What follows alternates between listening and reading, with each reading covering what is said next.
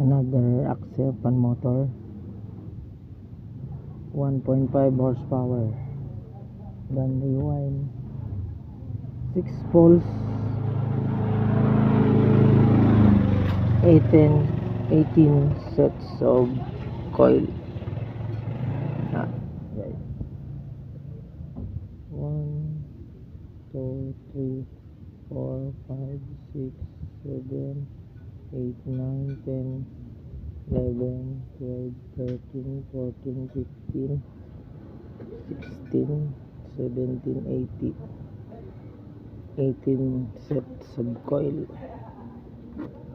And then rewind. Yan, mababa yan. Yung titestingin natin is gagamit tayo ng compass to ensure the polarity of splicing. Maybe tomorrow or next day I'll teach you how to use this one.